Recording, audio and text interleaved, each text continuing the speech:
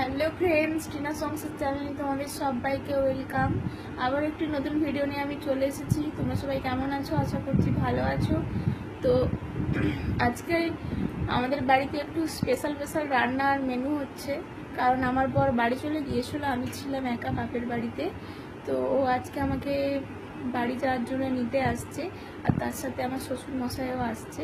তো সেই জন্য একটু স্পেশাল রান্না হচ্ছে, তাই তোমাদের সাথেও ভাবলাম একটু শেয়ার করি। তো সকাল সকাল উঠে আমার স্নান কমপ্লিট করে বিছানা ক্লিন করে সব রেডি হয়ে গেছে, খাওয়া দাওয়াও হয়ে গেছে, সকালের ব্রেকফাস্ট।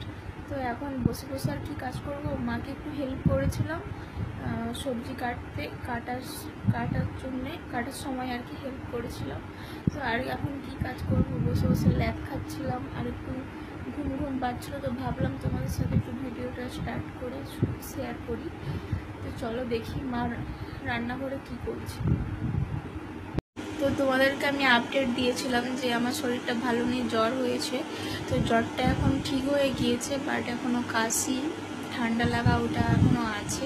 আমার বলার ভয়েসটা তো বুঝতেই পারছো অন্যরকম। তো চলো তোমাদেরকে দেখাই আমার মা কী করছে, কী রান্না করছে, কী আইটেম হচ্ছে। তো চলো দেখাই। মা আজকে জামাই আর ভিআইপি আর নেসে কী আইটেম হচ্ছে?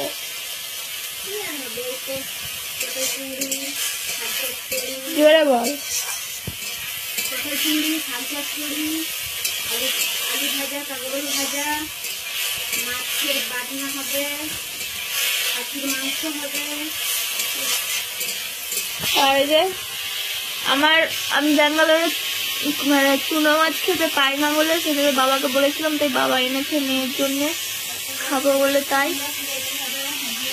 আর এই যে কুমড়ো ফুলের বড়া হবে, আর কি মটন হবে। মটনটা কোথায়?